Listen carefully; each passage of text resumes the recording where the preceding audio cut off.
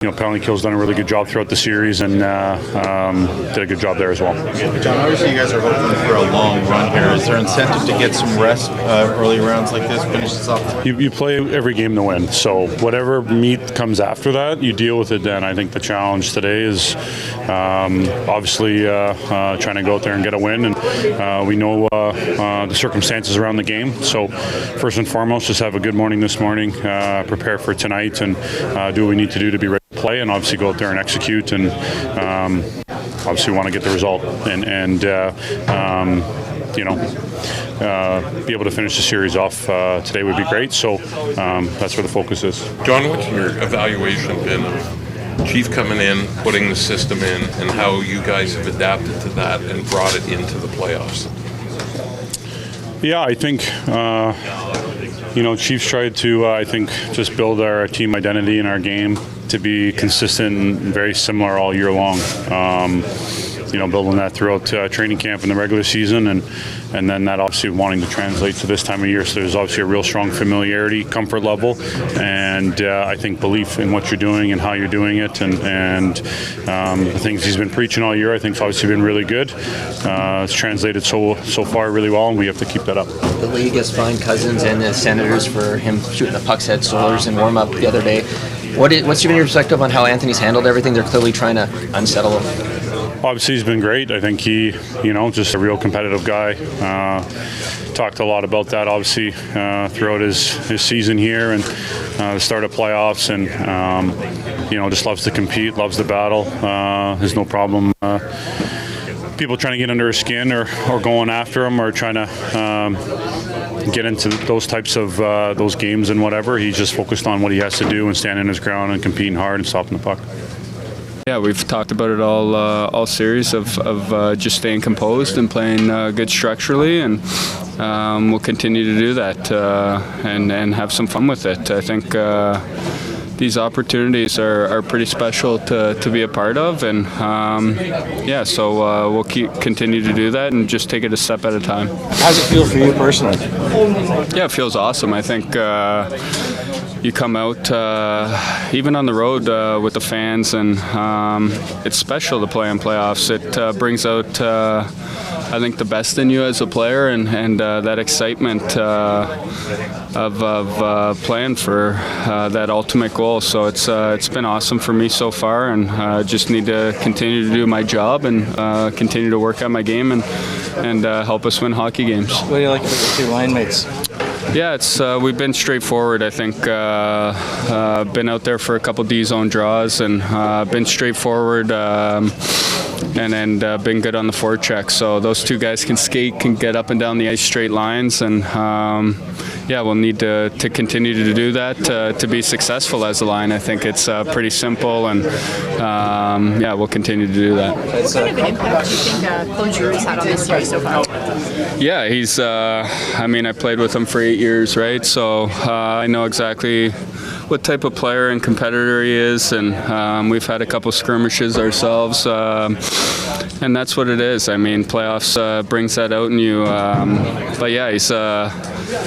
I think he's a Hall of Famer, and he's a special player. So you need to limit his time and space. He sees the ice so well. He makes plays. He can shoot the puck. He does everything. So he brings that veteran presence for them. Playing in a lot of playoff series, especially when he was younger in Philly. So I don't expect anything less from him tonight. He's a great competitor, and he'll bring it. Do you think you're getting into it with him a bit more because you were former teammates? I don't know. He's coming after me. I got to stand my ground, but no, it's he's a great human. A guy that I learned a lot from in my time. So I got nothing but respect for him. But when we get on the ice, it's a different ball game, and you want to be at your best for your team. So I don't expect anything less tonight. Scott, sorry if you didn't ask this, but how much confidence has Anthony given you guys so far in the series? Yeah, he's been unbelievable. Ever since I got here, he was great for us too. So he's been great all year. Keeps it light and battles. He talks a lot. So it's a guy guy you want to battle for when you get out there, and big body, takes up a lot of the net, and he's seeing the puck really well right now. So just need to continue to help him out and make it a little easier on him in certain situations. But no, we have full confidence in him. I think we're feeling confident about our game. We know this is going to be a tough game. They're going to come out with their best game of the year. We just have to be ready, bring the game to them, and a good outcome. How many friends and family in the last 36 hours reached out to you after the overtime goal? Yeah, a couple, that's for sure. A lot of people support me, which is I really appreciate, and it means a lot to me.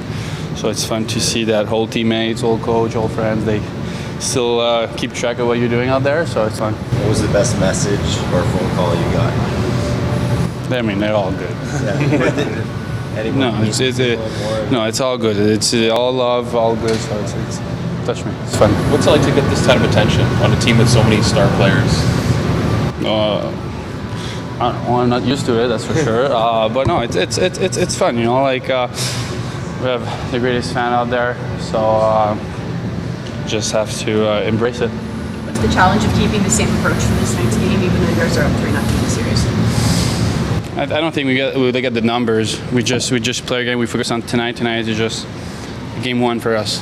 We just have to dial it in, have the same approach as we had for the last 3 games, and come out with a win. Simon, David Perron said yesterday that he felt like Chiefs' coaching system thrives during the playoffs. Do you feel that as well, that the way he coaches is best at this time of year? I mean, everybody knows that during the playoffs, like, the system gets tight, like there's not much space on the ice and stuff. So with his system, everything is simple, right? To the net, hard, physical.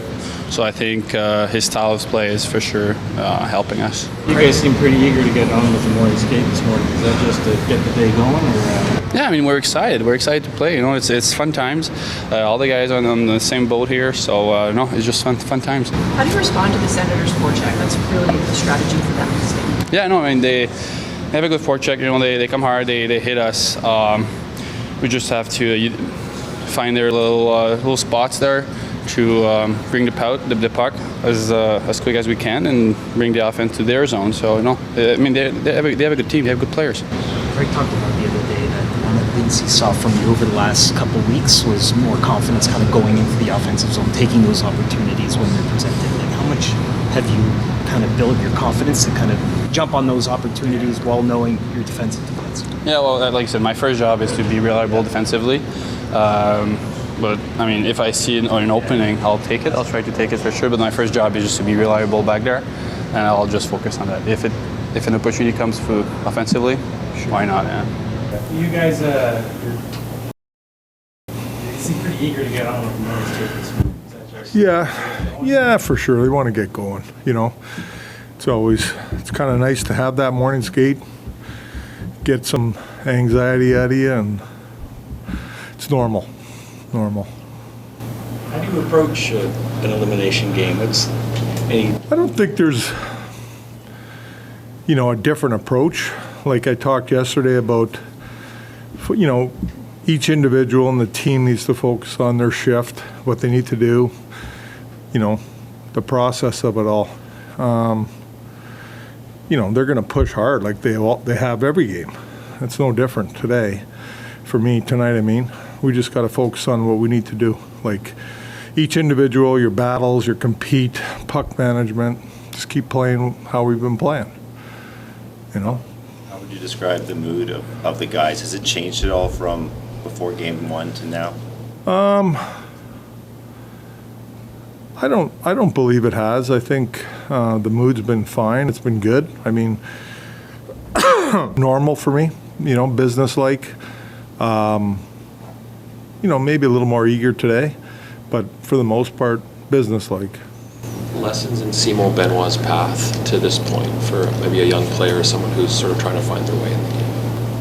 Yeah, there's a lot of guys that mature at a later age in their game development. There's players that play in the NHL 5 years and they grow as players and get better and improve. There's been a number of those guys over the years that have gotten better and better throughout their career, as they go along. and it's all about confidence, and it's about understanding. You know, I think guys work on their game so much nowadays that there is improvement all the time. You know, it's in the summertime too. They got skills coaches and they work on all kinds of things and they improve. And I think Benny's one of those guys. I mean, you know, he's always been a hard defender, a big guy, plays a hard game, heavy game, but he's more. It seems like he's grown this year with his puck plays, more confident. You know. When you look at the minutes your D are playing, there's not a big gap there. I mean, is that something you like? How is that sort of materialized? Well, I think playoff hockey. You need, like I've said it, we need everybody, right? You need everybody to, if you could keep the minutes good, like it keeps guys fresh, more energy. You know, we use all our players, we use all our D. They've been good for us. You know, I think we got a good combination with the pairs and how they work. So yeah, that's why you see a lot of minutes are pretty equal out there. You know. What have you liked about Scott Laughton through the playoffs? Well, gamesmanship for sure. I think he's been really good in the face-off circle. The checking side of things, understanding his role. The D-zone face-offs and penalty kill, and they're out there against different lines. A lot of times with matchups and D-zone face-offs, but he's been solid in all those areas. He's making him effective at the dot, right? Huh? Yeah, Laughton.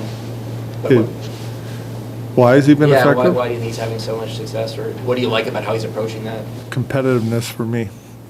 I think face-offs, obviously there's guys that are really good at it and they study, who you're going against a lot of times, and that's part of it all, but, you want to win the draw, you compete hard, and you want to win the draw, you'll win the draw a lot of times, right?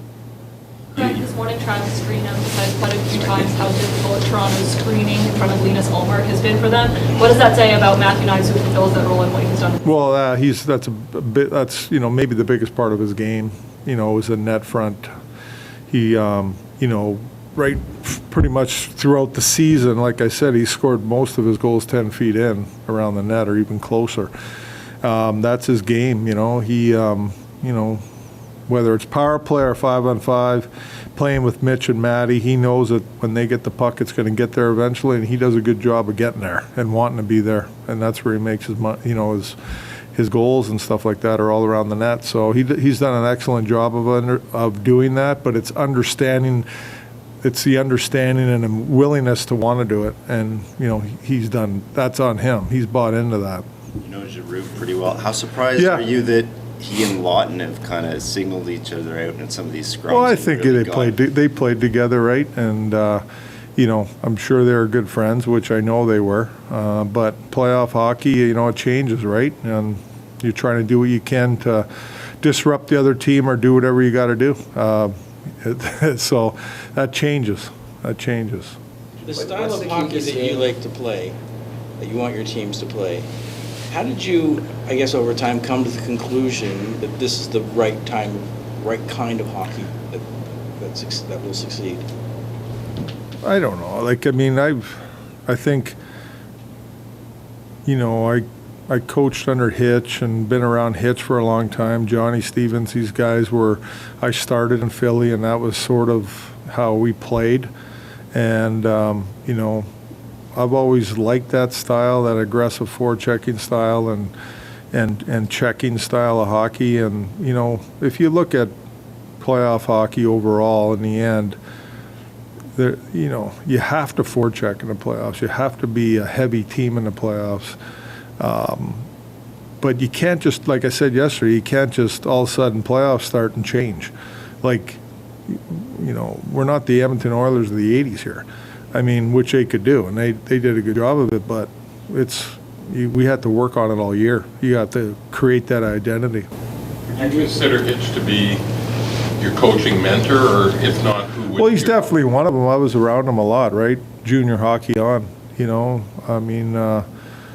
John Stevens was my first head coach that I worked under and learned a ton from him, and, how he ran things and what he did, and he's very successful at it. He won AHL championships, NHL. He's won championships as an assistant coach, so he's a very good coach.